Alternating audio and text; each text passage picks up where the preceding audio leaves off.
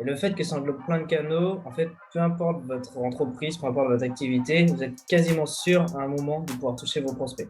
En fait, tant qu'on n'a pas fait de test, tant qu'on n'a pas grillé quelques euros, on ne peut pas tirer de conclusion. Et du coup, l'outil est fait de telle sorte un peu à guider les débutants, mais pas forcément les guider dans la bonne direction. Et je vais noter tout ce que les gens disent qui est bien et tout ce que les gens disent qui est pas bien. Et tout ça, ça va être mes arguments que je vais mettre sur ma landing page. Les gens achètent de l'émotion, les gens achètent une solution à leurs problèmes, ne vont pas acheter en fait réellement tout ce que vous proposez, quoi. Et en plus de ça, il y a aussi une technique que vous pouvez faire sur Google, qui est un peu tricky, qui fonctionne pas toujours, mais quand ça fonctionne bien.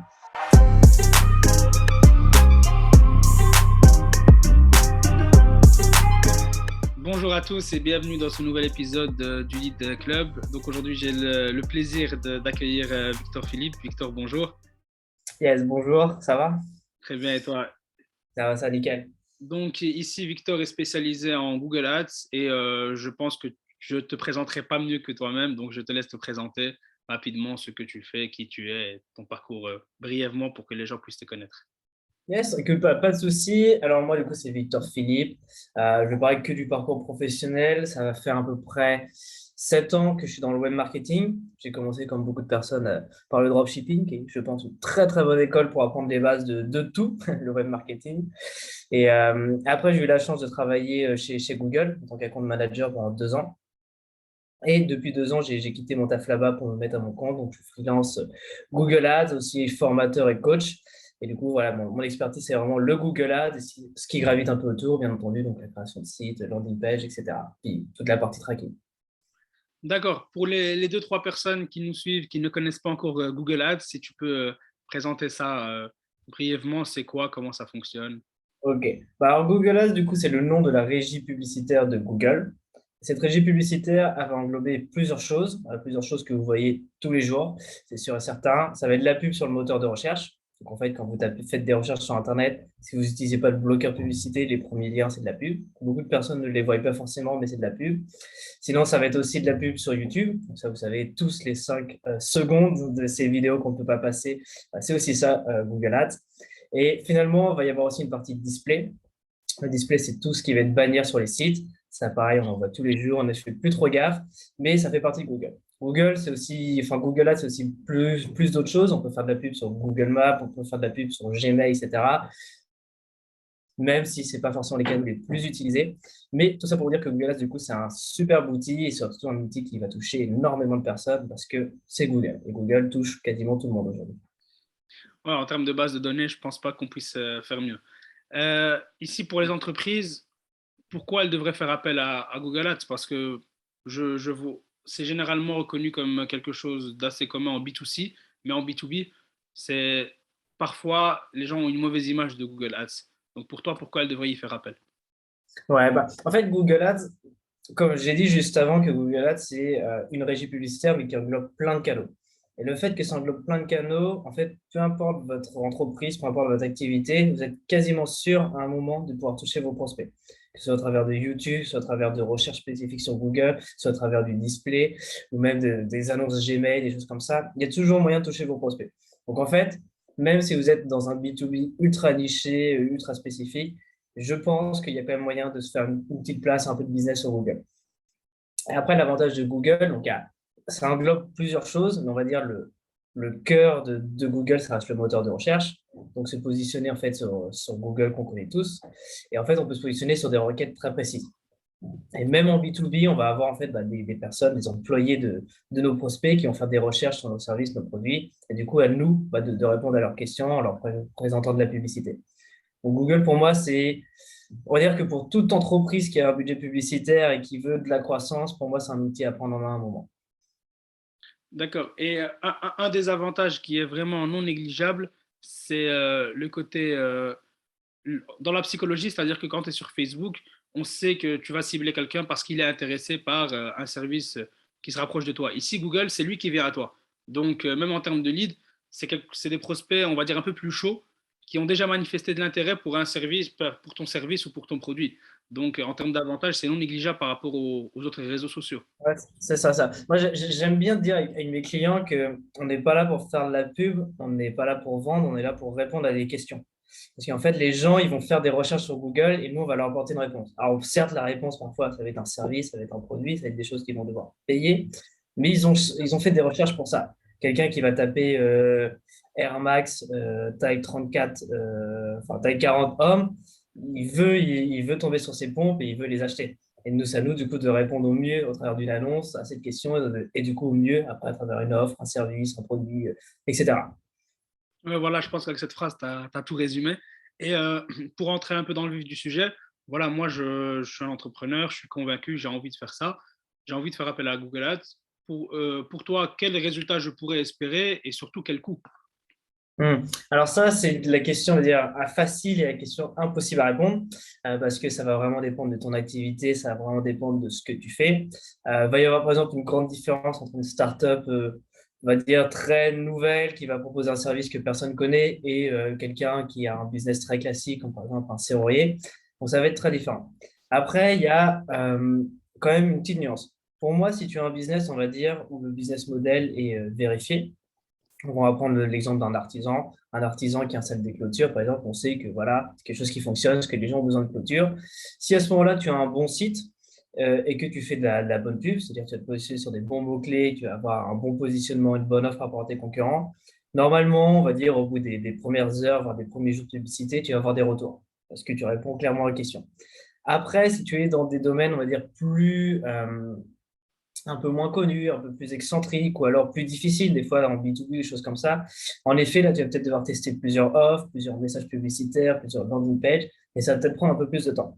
Moi, généralement, avec mes clients, on va dire de type classique, c'est-à-dire qu'en gros, des produits que j'en recherche et un bon positionnement, les résultats, on les a tout de suite. C'est-à-dire, on les a au bout de la première semaine, alors peut-être pas le premier jour, ça varie, mais on les a tout de suite.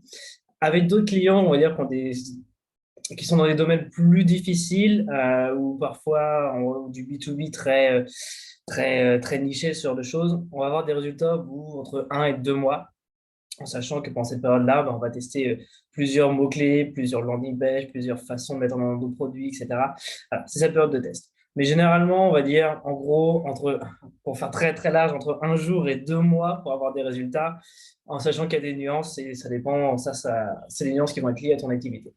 Dans tous les cas, Google Ads, comme toute régie publicitaire, comme toute publicité sur Internet, en fait, tant qu'on n'a pas fait de test, tant qu'on n'a pas grillé quelques euros, on ne peut pas tirer de conclusion. On peut penser des théories à l'avance, mais si vous n'avez pas grillé le moindre euro, la théorie ne vaut rien, parce qu'elle ne sera pas vérifiée. Et justement, en parlant de griller des euros, jusqu'où on doit aller pour avoir une réponse? Je suppose que ça dépend aussi, encore une fois, du domaine d'activité. Après combien d'euros on peut se dire, voilà, j'ai vraiment une réponse claire, et après combien de temps je me dis, voilà, après, est-ce que c'est plus 10 euros, est-ce que c'est plus 10 000 euros? Je me dis là, bon, j'ai compris que ça ne marchait pas. Ça, c'est une question qui revient régulièrement. Ouais, ouais. C'est une bonne question, parce qu'en plus, c'est une question qui n'est pas facile. Moi, j'ai tendance à conseiller aux entreprises qui sont sur Google, si elles veulent se lancer de façon sérieuse, d'être au moins prêtes à dépenser 1 000 € de tests. Parce que pour moi, ça me paraît être un montant où tu peux faire pas mal de tests, tester plusieurs landing pages, plusieurs mots-clés, plusieurs annonces, etc. Donc, ça te laisse quand même de la marge de manœuvre. Après, 1 000 €, c'est quand même un budget conséquent. Donc, on peut tester avec moi. On peut tester largement avec moi. Pour moi, on va dire qu'on peut commencer à tester si on a 300, 500 € à mettre sur Google. En dessous, pour être honnête, ça ne servira à rien parce que Google, ça reste un média qui est avec du trafic chaud, on l'a dit juste avant, mais c'est aussi un média, enfin, un média qui est assez cher. C'est-à-dire les coûts par clic vont être assez élevés. C'est pas impossible de payer des clics, 3, 4, 5 € le clic. Donc, quand on a qu'une centaine d'euros, tout de suite, on va avoir très peu de clics et très peu de data en fait analysée. Donc voilà, pour moi, en dessous de 300 €, ça ne sert vraiment à rien. Je dirais que le minimum, c'est au moins 500 € et prévoyez un peu plus si vous voulez vraiment tester. Google, il faut savoir que c'est un super outil, mais c'est vrai que ça reste un outil un peu pour quand même des entreprises entre guillemets riches, en tout cas des entreprises qui ont un peu de budget. C'est pas que contrairement des fois du Facebook où avec du 300 € tu peux faire des tests et avoir des résultats. Sur Google, c'est plus compliqué. Faut être avoir un peu plus de trésorerie, on va dire. Voilà, c'est vrai qu'ici, Google, c'est pour des personnes, on va dire, un tout petit peu qui veulent investir un peu plus. Après, l'avantage, comme tu as dit, c'est que en termes de base de données, c'est quelque chose qui est immense. Et aussi, ça ne facture que par clic, c'est-à-dire que contrairement à Facebook qui te facture en termes d'impression, ici, c'est la personne, tu ne payes que quand la personne a vraiment cliqué. Et là, la qualité de ta landing page fait un peu la différence. Parce que parfois, sur 300 euros, si tu as 30 clics, comme tu as dit, tu peux, avec une bonne qualité, une bonne landing page, tu peux avoir une dizaine de rendez-vous si elle est vraiment excellente. Après, ça dépendra aussi de plein d'autres facteurs. Maintenant, le montant que tu as dit, c'est vrai qu'il reste abordable, surtout que tu dis maximum 2 mois, même pour les domaines les plus compliqués. Donc, on se dit maximum. Allez, si on prend le minimum, c'est 500 euros. On prend ton conseil, c'est 1000 euros. Donc, maximum pour 2000 euros, on a une réponse. Est-ce que Google Ads marcherait pour notre entreprise ou pas? Ça me Ah semble, ouais. ça me semble démocratique, on va dire. C'est pas Facebook, mais ça reste pas trop cher. Ouais, puis Concernant, et vas-y, surtout, dis-moi. juste un petit détail, faut bien prendre en compte que c'est pas 2 000 € qu'on va cramer sans résultat. C'est 2 000 € qu'on va cramer en test et derrière, il va quand même y avoir du trafic. Normalement, il va quand même y avoir un minimum de choses vendues, de comptes pris et ce genre de choses. Au pire, c'est 2 000 € pas rentable, mais c'est pas 2 000 € qu'on aura acheté à la poubelle sans rien. Mhm. C'est aussi important de le dire. Puis généralement, je te dis en plus 2 mois, généralement c'est au bout de 2 mois où on commence à se dire, OK, on est rentable. C'est même pas on tire la conclusion, c'est plus on y arrive quoi. C'est ça, et en plus de ça, après, on peut, comme tu as dit, on peut avoir des inscriptions, surtout quand on sait que voilà, généralement en B2B, le process de vente est un peu plus long. Donc, tu peux recibler, il y a le retargeting, etc., que tu peux faire. Et là, ça te coûtera beaucoup moins cher parce que tu as déjà fait un premier travail où tu as pu avoir plein d'informations. Et après, tu peux exploiter toutes les informations que tu as eues initialement avec ces 2000 euros grillés, comme tu les as appelés. Exactement. Et j'aimerais savoir, voilà, ici on a cité un peu les avantages enfin, un avantage et un inconvénient. Est-ce que tu en vois d'autres pour Google Ads? Hum, Bah alors, en termes d'avantages, je pense qu'on a donné les principaux. En inconvénient, il y en a quand même un autre, c'est que ça reste un outil assez technique. L'outil est complexe, il y a plein de trucs. Et c'est un outil assez rempli de pièges de la part de Google, dans le sens où l'objectif de Google, c'est que vous dépensiez votre argent, parce que n'oublions pas que Google, 90% de ses revenus, c'est les revenus publicitaires. Donc, en gros, c'est vous, c'est les entreprises qui en font de la pub. Et du coup, l'outil est fait de telle sorte un peu à guider les débutants, mais pas forcément les guider dans la bonne direction. Plutôt à les guider dans la direction de Google et non pas dans la direction qui va aller dans le client. Donc, pour moi, un des inconvénients, c'est que c'est un outil qui peut paraître facile dans les faits. OK, j'ai mon site, je me mets sur des mots-clés, etc. Dans les faits, ça reste un outil qui est peu accessible parce que complexe. Donc, il faut être un peu geek, il faut connaître un peu le web marketing en général pour quand même se lancer. Si on va dire on n'est vraiment pas dans le web, vaut mieux déléguer derrière parce que sinon voilà, l'argent va mal être dépensé, ça va être compliqué. Oui, voilà, et après, il y a des experts sur le marché qui sont un peu reconnus, dont toi, c'est pour ça que d'ailleurs je t'ai contacté. Il y en a plusieurs et on peut faire appel.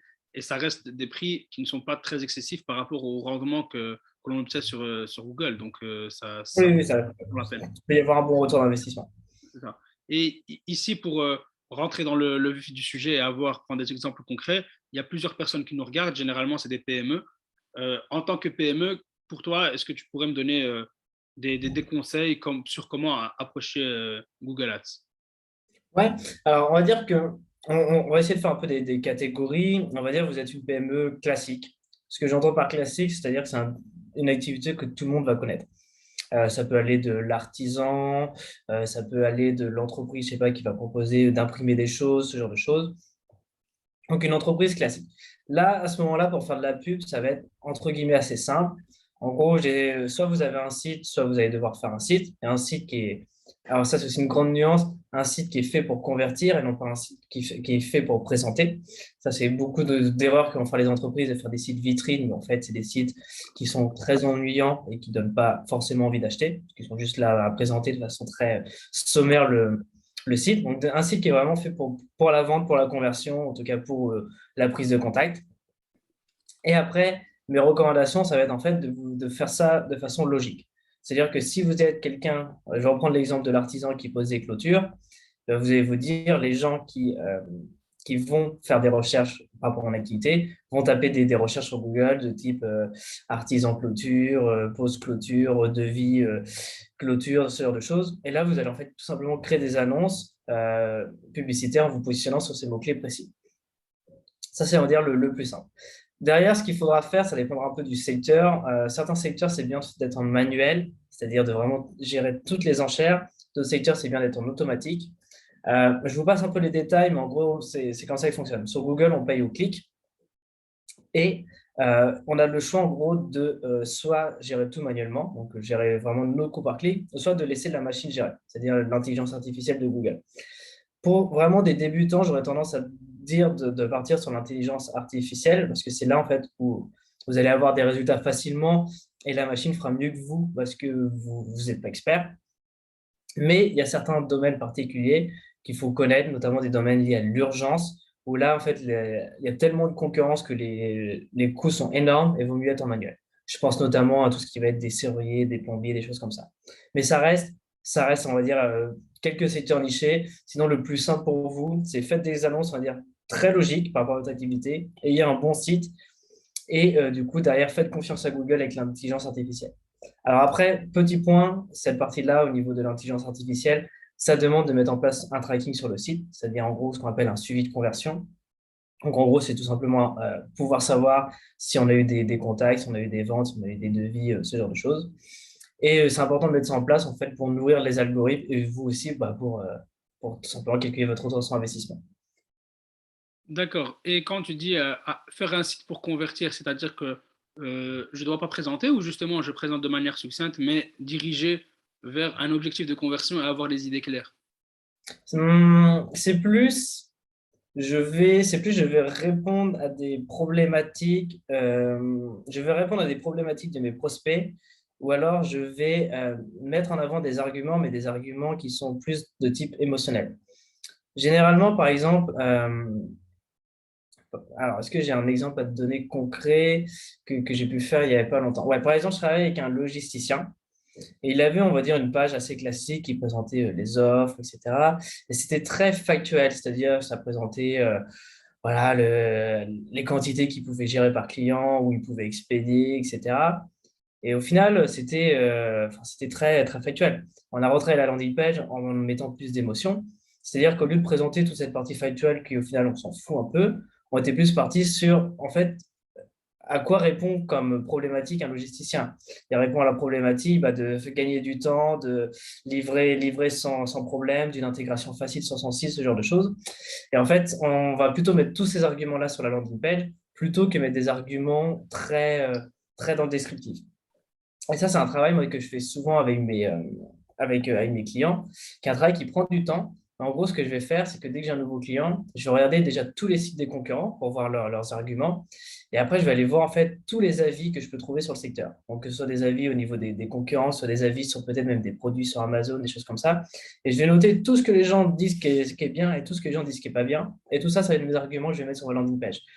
Donc, si je vois que sur les concurrents, il y a, je sais pas, 60% des commentaires qui parlent du professionnalisme et de la sympathie, je vais me dire, tiens, ça, c'est un truc super important, je le mets sur ma landing page. Et si je vois au contraire qu'il y en a plein qui se plaignent je sais pas, que le contrat était flou à la base ou des choses comme ça, je vais me dire, OK, donc ça, c'est une des problématiques du secteur que font mes concurrents, bah, tiens, je vais le mettre en avant, que nous, on fait différemment.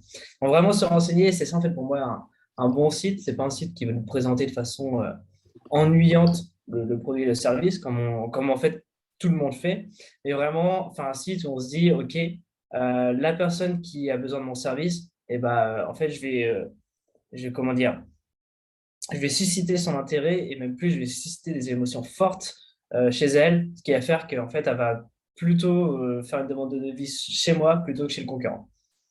Oui, voilà, c'est vraiment, comme tu dis, les bases du marketing, c'est-à-dire qu'on parle toujours du point de vue du client. Le serrurier n'est pas obligé de parler de sa technique pour ouvrir la porte, mais il va plus te parler du fait qu'il vient rapidement, il t'ouvre et tu as accès à ta maison de C'est manière. ça, le serrurier il va te dire qu'en gros, le prix défini à l'avance et qu'il a dans 30 minutes. Parce que c'est ce que c'est les peurs qu'ont les gens sont devant leur porte, ils veulent rentrer. Et c'est un serrurier, ils se disent, OK, est-ce que je vais payer 100 euros ou est-ce que je vais payer 1000 euros? Donc ils veulent que le gars leur dise, OK, c'est, je sais pas, 230 euros et ils savent que c'est les 130 euros et ils ne pourront pas plus. Voilà, c'est des choses comme ça. Mais beaucoup d'entreprises ne pensent pas à faire ça parce que beaucoup d'entreprises sont sont très, on va dire, centrées sur leurs produits et vont se dire, ah ouais, c'est vrai que nous, on propose, je sais pas, tel truc, et on va le mettre en avant. Mais en fait, non, les gens s'en foutent du détail de votre service. Voilà, les gens achètent de l'émotion, les gens achètent une solution à leurs problèmes, ne vont pas acheter en fait réellement tout ce que vous proposez, quoi. Ça, moi, je dis toujours aux entrepreneurs de voir les clients comme des égoïstes, ce qui est un peu le cas. C'est que tout le monde cherche son intérêt et le client, il faut que tu lui parles son langage, vraiment parler comme un enfant, voilà ce qu'il va gagner, c'est pas péjoratif, mais vraiment qu'il sache, voilà ce que je vais gagner. Quand je vais au restaurant, je m'en fous en fait de la couleur de l'assiette. Ce que je veux, c'est bien manger, être content, etc. Donc, c'est vrai que ce que tu dis là, ça rejoint vraiment toutes les bases du marketing et c'est élémentaire en fait. Et comme tu as dit, Ouais, c'est ça. ça prend du temps. C'est peut-être pour ça que les gens ne le font pas. Et ça demande un effort d'adaptation, mais c'est très faisable au final. Totalement, totalement. Et j'avais une autre question par rapport à Google Ads. Comme je t'ai dit, c'est quelque chose, avec les personnes que j'accompagne, chaque fois que je leur parle de Google Ads, ils ont toujours l'impression que c'est du B2C. Donc ici, on a parlé de PME, etc., comme tu as dit, classique. Ça là, elles peuvent travailler avec du B2B et du B2C. Mais disons quelque chose, une approche plus B2B. Est-ce que tu as déjà travaillé avec ça et est-ce que c'est faisable ou sur Google Ads, c'est mort pour eux? Non, non. Mais B2B, il y en a plein sur Google Ads. Il y en a plein, il y en a plein, et c'est faisable, parfois facilement, parfois plus difficilement. On va dire que les cas faciles, ça va être par exemple un cas tout con. Je suis par exemple un logiciel de facturation pour les artisans. Bon, bah là, en fait, c'est assez facile parce qu'il nous suffit de, comme on a dit juste avant, créer une bonne landing page et se positionner sur des mots-clés très précis. Voilà, création de landing page, création de landing page, pardon. Euh, Logiciel de facturation pour les artisans, etc., etc. Donc là, en soi, il n'y a pas de difficulté parce que, en fait, on va tout simplement, encore une fois, répondre à des questions. Et il y a quand même beaucoup d'entreprises en B2B qui, en fait, ont des termes de recherche sur Google qui leur appartiennent et qui peuvent payer pour se positionner dessus. Après, en B2B, donc ça, c'est la première partie, on va dire la partie simple. En B2B, encore plus que pour dire les PME classiques, je pense qu'il est très important, par contre, de tester son offre et de tester un peu son tunnel. Je vais reprendre l'exemple, par exemple, du logiciel de gestion de facturation. Euh, Quel peut être, on va dire, le moyen d'accroche de ce logiciel? Est-ce que ça va être de demander une démo? Est-ce que ça va être de proposer 7 jours gratuits? Est-ce que ça va être un livre blanc? Ce genre de choses. Ça, c'est des choses qu'il faut tester parce que ça va vraiment changer du tout au tout vos résultats. Et parfois, on va se dire, OK, nous, on propose, je sais pas, 14 jours gratuits, après, j'en paye, et on va partir du postulat que c'est ce qui fonctionne, mais peut-être pas. Donc, en B2B, il y a ce truc où il faut, pour moi, encore plus tester l'offre, plus tester les landing pages et plus tester notre tunnel. Mais après, il y a tout à fait moyen, du coup, de se positionner comme ça sur des mots-clés très précis. Et en plus de ça, il y a aussi une technique que vous pouvez faire sur Google, qui est un peu tricky, qui fonctionne pas toujours, mais quand ça fonctionne bien. Si on va pouvoir en fait faire du ciblage sur YouTube ou en display, en ciblant des audiences très précises. Par exemple, par exemple, j'avais moi un client dans le passé. Sa cible, en gros, c'était les personnes qui étaient en auto-entrepreneur, donc au niveau du statut. Donc, ce qui est super difficile à cibler, parce qu'en fait, un auto-entrepreneur, ça peut être toi, ça peut être moi, ça peut être un serrurier, ça peut être un coach, ça peut être quelqu'un qui vend des vêtements, bref, du coup, des profils très, très différents. Et en fait, sur Google, en display en YouTube, du coup, on va proposer des bannières, des créatives aux personnes. On peut en fait créer nos propres audiences. Et créer nos propres audiences à partir de mots-clés, à partir de sites, à partir d'applications mobiles, etc. Par exemple, nous, ce qu'on avait fait, c'est qu'on avait tout simplement dit au logiciel de cibler les personnes qui allaient sur le site de déclaration de l'URSSAF et de cibler ces personnes-là. Et qui va sur le site de déclaration de l'URSSAF, bah, les auto-entrepreneurs, enfin les gens qui ont la micro-entreprise. Parce que il n'y a que eux qui vont aller là-dessus. Je veux dire, une personne qui appelle auto-entreprise n'ira jamais dessus. Et du coup, ça avait super bien marché en display, parce qu'on avait eu pas mal de prospects grâce à ça. Donc, il existe aussi cette méthode où on va du coup. Donc là, on est sorti du réseau de recherche avec nos mots-clés. Là, c'est vraiment, on va envoyer des bannières ou alors des vidéos YouTube à des audiences très précises et on peut cibler comme ça. Et en plus, on peut cibler, par exemple, avec. Une fois, j'avais travaillé avec une entreprise qui travaillait dans la contraception, par exemple, pour les femmes. Et en fait, ce qu'on avait fait, c'est qu'on avait créé des audiences comme ça. On avait fait des vidéos YouTube et en fait, on ciblait toutes les personnes qui avaient sur leur téléphone mobile des applications pour gérer le cycle menstruel. En fait, c'est hyper pertinent parce que les femmes qui ont une application de cycle menstruel sur leur téléphone, c'est sûr, c'est les femmes qui ont cette problématique des règles, des menstrualités, et mon client répondait à cette problématique. Donc, on peut vraiment bien cibler parfois aussi. Donc là, bon, c'est un exemple B2C, justement, j'ai donné un exemple B2B, mais on peut faire des choses assez tricky comme ça. Et pour être honnête, le B2B fonctionne bien. D'ailleurs, la plupart des boîtes B2B, dès qu'elles commencent à avoir du budget, s'intéressent à Google et mettent du budget dans Google et parfois même de gros budgets. Je travaille avec des entreprises, des logiciels, on va dire, très nichés de gestion de flotte, des choses comme ça, où les gars peuvent dépenser 10 000, 15 000, 20 000 euros par mois sur le marché francophone parce que ça cartonnait. Justement, ici pour le B2B, est-ce que aussi on est sur des montants, comme tu as dit tout à l'heure, plus ou moins 2000 euros, ou est-ce qu'ils font un peu plus, ou généralement, justement, encore une fois, ça dépend des domaines, parce que je sais qu'il y a des domaines qui sont très, très concurrentiels, et donc parfois ça devient trop cher pour y rentrer. Alors, en B2B, on va dire que généralement, en termes de budget minimum, pas forcément besoin de plus ou de moins, même si j'aurais tendance peut-être à dire un peu plus, parce que comme je t'ai dit, il faut faire un peu plus de tests pour moi, et de tests notamment au niveau de l'offre. Après, par contre, en B2B, généralement, les entreprises vont être amenées à assez rapidement dépenser plus d'argent, mais c'est logique, parce qu'en fait, quand tu travailles en B2B, les contrats, ce n'est pas des contrats à 50 euros, c'est des contrats généralement à plusieurs centaines, voire milliers d'euros. Donc, ton coût d'acquisition, tu peux te permettre de le faire, de le mettre super élevé. Par exemple, moi, je travaillais avec une entreprise justement en B2B qui vendait que des abonnements à l'année. Bon, en fait, ça coûtait cher l'acquisition, mais en même temps, dès qu'il y avait un abonnement à l'année qui était vendu, le client était quasiment remboursé. Et du coup, c'est aussi des entreprises, ça joue les montants se parlent en centaines d'euros minimum en termes d'acquisition client. Donc, si l'objectif, c'est d'avoir des centaines de nouveaux clients par mois, tout de suite, les budgets vont être énormes à plusieurs milliers d'euros. Donc, je pense qu'il faut un peu plus de budget, mais surtout que ces entreprises-là vont être très vite amenées à dépenser beaucoup de budget parce que voilà, c'est du B2B, il y a plus d'argent. Les enjeux sont bien plus différents que de vendre une paire de chaussures en B2C, quoi. Ouais, ouais, c'est ça. En fait, le retour sur investissement est beaucoup plus intéressant. Donc, automatiquement, généralement, en B2B, les gens ont plus tendance à dépenser un peu plus. Et j'aimerais, tout à l'heure, tu as parlé du cas de l'auto-entrepreneur. Disons qu'on a des petites sociétés qui travaillent en B2B et qui après, voilà, après avoir vu cette vidéo, ont vraiment envie d'aller sur Google Ads, mais qui n'ont pas assez d'argent. C'est-à-dire que, voilà, il y a eu le Covid, etc. Tout le monde n'a pas de trésorerie élevée. Donc, disons qu'ils sont dans une situation un tout petit peu difficile, mais ils ont envie de s'aider de Google Ads pour sortir de là. Est-ce qu'il y a des petits tips que tu pourrais donner ou des cas que tu as rencontrés comme ça ou pas? Ouais. Alors, faire du Google Ads quand on a peu de budget, c'est pas forcément ce que je vous conseillerais. Mais si vous voulez vraiment tester, c'est possible. Imaginons, c'est ça. Vous avez 300 euros, vous voulez à tout prix tester sur Google Ads. Comment faire pour dépenser intelligemment ces 300 euros? Bon, déjà, va y avoir une première partie où vous allez devoir vous-même pas mal vous impliquer en termes d'heures de travail. Parce que tout de suite, il va falloir faire ça très bien et de façon réfléchie. Déjà, avant de lancer les pubs, il va falloir faire tout ce travail que j'ai parlé en amont, de créer vraiment un bon site, une bonne landing page qui est bien travaillée.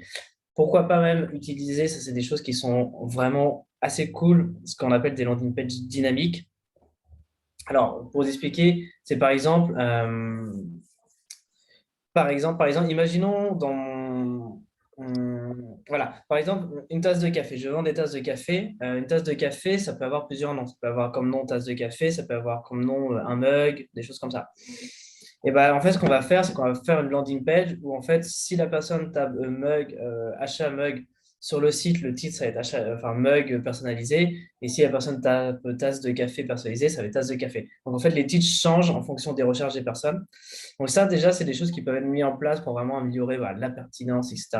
Donc, un gros travail. Pour moi, quand on a peu de budget, du coup, il faut mettre beaucoup de temps pour être bien précis. Et après, ma recommandation, ça va être d'essayer de valider des postulats qu'on croit vrais. Alors, qu'est-ce que j'entends par là? En gros, si je vends des tasses de café personnalisées, je vais partir du principe que les gens qui veulent, enfin mes prospects vont taper achat tasse personnalisée sur Google. Et dans ce cas, je vais cibler que ce mot-clé-là très précis. Comme ça, je vais éviter de diffuser mes annonces sur plein de mots-clés plus larges et je vais me concentrer sur un mot-clé qui ça me semble pertinent. Alors, si ça se trouve, j'aurai faux, ils ne seront pas pertinents, mais tout porte à croire qu'ils sont pertinents et au moins, je sais qu'à l'euro près, mon budget sera dépensé de manière intelligente, en tout cas par rapport à ce que j'imagine. Voilà, donc c'est en gros deux choses. Donc vraiment, là, il va falloir être ultra très précis et ne pas du coup laisser place à l'erreur, c'est-à-dire vraiment dépenser de manière intelligente et dépenser d'ailleurs peut-être même en manuel à ce moment-là. Parce que parfois, vous pouvez avoir des surprises sur Google ou le logiciel en une journée va dépenser le double de votre budget ou alors va vous faire un petit clic à 10 euros et quand vous avez que 300 euros de budget, ben, un clic à 10 euros, ça fait grincer les dents. Donc voilà, y aller de façon manuelle et très précise. Et vous pourrez dépenser et vous faire, on va dire, vos premiers, j'espère, euros, enfin, retour sur investissement derrière. D'accord, ici pour voilà, valider les postulats qu'on pense vrai, pour moi, tu as été assez clair, mais pour utiliser les landing pages dynamiques, j'aimerais savoir, est-ce qu'on va créer des dizaines de pages de landing page sur notre site ou est-ce que, ou comment s'y prendre en fait? Non, bah, en fait, déjà, si on part du principe qu'on n'a pas beaucoup de budget, on ne va pas mettre tout en avant. Donc, je ne sais pas si on vend un service ou si on vend 40 produits ou des choses comme ça. En gros, on va mettre en avant le truc qu'on vend le plus, le truc qu'on sait qui fonctionne, ou en tout cas le truc qu'on marche le plus. Enfin, tu vois, déjà, on va faire cette réflexion-là. Donc, pas besoin de mettre tout ça en avant. Après, moi, par exemple, les landing pages dynamiques, genre, j'utilise un outil qui s'appelle Unbounce. Il y en a d'autres. Je ne pourrais pas te dire, je crois que du ClickFunnels fait aussi du dynamique. Enfin, bref, il y en a d'autres outils. Et non, en gros, moi, j'utilise la même landing page. C'est juste que il y a quelques mots-clés dans la landing page qui vont changer par rapport à la requête de l'internaute. Je pense que l'exemple des tasses et des mails personnalisés, c'est un superbe exemple. On est sur le même produit, au final, mais deux façons de le dire. Et en gros, c'est juste que sur le site, bah, à chaque fois qu'il y aura le mot tasse personnalisé, si la personne a tapé mail personnalisé, ce sera hop, changé par mail personnalisé sur toute la landing page. Donc en soi, c'est la même. Mettre en place ça, c'est vraiment pas compliqué avec les bons outils. Tu sélectionnes et tu mets des petites variables, mais pareil, c'est rien d'impossible pour une personne qui s'y connaît pas. Et derrière, la logique du pourquoi on fait les tasses personnalisées, en fait, on propose 50 produits personnalisés et on sait que là, en novembre, vers Noël, c'est le produit qui cartonne chaque année, contrairement aux autres. C'est pour ça qu'on met lui en avant plutôt que les t-shirts personnalisés. Donc, il y a quand même aussi cette réflexion de se dire euh, qu'est-ce que je mets en avant? Et ce qui est logique, parce qu'en fait, si tu n'as que 300 euros de budget, tu ne vas pas mettre en avant tout ton calendrier, tous tes produits ou tous tes services, tu vas te concentrer sur ce que tu veux mettre en avant ou sur ce qui fonctionne. D'accord, parfait. Il me semble que tu as vraiment répondu à la majorité de... On a fait un peu le tour. J'avais une dernière petite question, c'est-à-dire que si tu peux nous donner deux, trois questions pour des jeunes, enfin des entrepreneurs qui comptent se lancer sur Google Ads, pour résumer un peu tout ce que tu as dit, deux, trois conseils pratico-pratiques pour se lancer. Bah, moi, déjà, pour vous lancer, le premier truc, regardez des formations gratos. Vous pouvez en trouver, moi j'en propose, il y en a d'autres qui en proposent sur le marché, vous en trouverez facilement. Il y a des formations qui sont vraiment de qualité, c'est-à-dire vous allez apprendre de bonnes bases. Le deuxième conseil, c'est que je vous conseillerais vraiment de vous entourer d'autres freelances Google Ads. Il faut savoir que dans le milieu, notamment sur Google Ads, c'est un peu pareil sur des fois Facebook Ads, dans le milieu de Google Ads, c'est un milieu qui n'est pas facile et il y a beaucoup de monde, mais l'avantage, c'est qu'il y a peu de personnes qui sont vraiment performantes, enfin expertes dans le domaine. Il y a beaucoup d'escrocs et beaucoup d'incapables, il faut dire les choses. Et moi, je sais par exemple que je connais plein de personnes qui sont ultra compétentes et au final, on échange quasiment tous les jours, on se donne plein de conseils. Dès qu'il y a des changements d'algorithme, on fait nos tests de notre côté, on partage nos tests. Et au final, c'est ça, je ne les vois pas vraiment comme des concurrents, plutôt comme des collègues, comme des collaborateurs et avec lesquels on s'entraide. Et ça, c'est un conseil que je vous donnerai, de vous entourer de ces personnes-là donc ça, c'est plus compliqué. Il va falloir chiner un petit peu. N'hésitez pas à envoyer des messages. Pourquoi pas rejoindre aussi des formations payantes pour intégrer des groupes. Bon, c'est encore d'autres choses. Mais vous entourez de personnes comme ça, parce qu'en gros, vous n'aurez jamais assez de budget, jamais assez de clients, jamais assez de comptes pour faire tous les tests que demande Google à faire. Donc, il vaut mieux s'entourer de plein d'autres personnes parce que moi, par exemple, j'ai ma dizaine de clients. Bon, le fait de m'entourer d'une vingtaine d'autres freelances, eh ben, ça augmente du coup notre champ de test à plus de 200 clients. Et on peut du coup tirer des conclusions bien, bien meilleures. Et surtout, comme je disais, l'avantage dans notre domaine, c'est qu'il y a beaucoup de demandes. Alors, il y a aussi beaucoup d'offres, mais il y a aussi beaucoup, beaucoup de gens qui sont très, très mauvais dans les offres. Ce qui fait que quand tu es compétent, et ben, les gens te reconnaissent et surtout, tu gardes tes clients et tu peux récupérer les clients déçus des gens qui ont été avec les gens pas compétents. Ça fonctionne bien. Donc voilà, en gros, bien se former, s'entourer de personnes. Et après, bon, c'est comme tout, va falloir faire vos premières armes, donc vos premières campagnes. Donc, à voir si vous chopez votre premier client, si vous faites pour vous-même des choses comme ça. Et là, c'est le moment où vous allez faire vos erreurs, vos choses. Ça, c'est inévitable. Et c'est comme ça que vous allez pouvoir passer à l'action. Même si normalement, si vous appliquez tout ce que vous avez appris, vous aurez de mauvaises surprises, que Google est rempli de pièges et de mauvaises surprises. Mais au moins, ça devrait se passer plutôt bien. D'accord. Et j'aimerais justement, tu as parlé de personnes compétentes. J'aimerais savoir, dans le cadre de ce podcast, en termes de stratégie d'acquisition, qui pour toi serait indispensable à interviewer pour apporter justement un maximum de valeur à toute personne qui nous regarde. Au niveau de Google, pour moi, le référent dans le domaine qui poste beaucoup de contenu, c'est Bruno Guyot. Donc, il a un super blog, il a d'ailleurs une chaîne YouTube aussi, il doit avoir peut-être un truc comme 10 000 abonnés, donc pour quelqu'un qui parle de Google, c'est pas mal sur le marché francophone. Et surtout que c'est une personne qui est très bienveillante et qui partage beaucoup gratuitement. D'ailleurs, il a aussi une formation qu'il propose gratuitement et qui est vraiment quali pour quelque chose qui est gratos. Donc pareil, je vous conseille d'aller voir au niveau de cette personne pour vous former. Après, ne pas hésiter aussi à faire le travail, voilà, ce travail qu'on peut faire un peu tout le temps de réseau. C'est-à-dire que dès que vous voyez d'autres personnes qui font du SEA, des choses comme ça, un petit message privé, prendre des nouvelles, proposer un petit appel, un café si les gens sont dans la même ville. C'est toujours des choses qui sont bien, que ce soit pour Google Ads ou même en général. Voilà, ça permet du réseau, ça permet des opportunités, quoi. Mhm. D'accord, parfait. Donc, tu me dis Bruno Guillot, est-ce que tu as deux, trois autres personnes ou pas? Même que ce soit un domaine sur enfin, ce n'est pas nécessairement Google Ads. Non, alors moi, de mon côté, quelque chose qui m'a beaucoup aidé dans mon parcours, c'est vraiment à certains moments, quand j'avais des problématiques ou quand j'avais un peu des blocages, il faut dire les choses, d'aller voir des coachs, notamment des coachs PNL. Les coachs PNL, c'est une sorte de psychologue, mais qui te fait passer à l'action. Et je pense qu'il ne faut pas avoir peur d'aller voir ces psychologues, ces coachs, parce qu'en fait, on gagne un temps fou. Parfois, en 2 heures de discussion, on peut vraiment gagner 6 mois, voire un an sur notre business, parce qu'on avait des blocages au niveau de nos tarifs, parce qu'on avait des blocages au niveau de nos compétences, au niveau de notre potentiel, ce genre de choses. Donc ça, c'est quelque chose que je recommanderais, ce qui est pour moi, ouais, tu vois, il y a cette phrase cliché qui va dire que au final, le meilleur investissement, c'est investir sur soi. Mais ça reste vrai. Je veux dire, tu ne peux pas réussir sur Google Ads si tu as peur de dépenser du budget publicitaire d'entreprise, si tu as peur des conséquences de tes ads, si tu as peur de demander d'être rémunéré pour ça, tu ne peux pas en vivre, tu ne peux pas évoluer. Et je pense que les coachs PNL, c'est des gens qui peuvent t'aider pour ça. Moi, j'en ai un que je peux recommander, il s'appelle Jérémy Michel, qui est coach là, depuis maintenant, ça fait 1 an et demi à peu près, qui est vraiment, vraiment bon. Il aide les entrepreneurs à se lancer, alors tout type de domaine. Mais c'est vraiment pour moi une excellente recommandation d'aller voir ces personnes-là. Parfois, c'est cher, ça, on va pas se mentir, ça peut demander de l'argent. Mais au final, le temps gagné et les réponses apportées, franchement, ça vaut de l'or. Ça fait progresser de dingue le business de s'entourer de ces personnes-là qui vont vraiment vous faire évoluer, en fait. Ouais, il faut vraiment le voir comme un investissement et non pas un coût. C'est Hum. vraiment ça la Ouais. clé pour moi.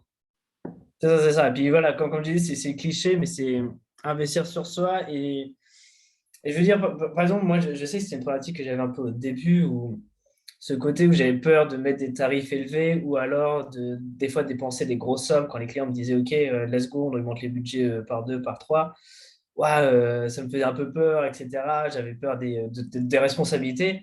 Et au final, tu vois, heureusement, j'ai éliminé ces peurs parce que sans tout ça, enfin, avec ces peurs-là, jamais j'aurais pu devenir l'expert que je suis aujourd'hui parce que je continuerais à faire des tarifs de merde, je continuerais à refuser les gros clients, ce genre de choses.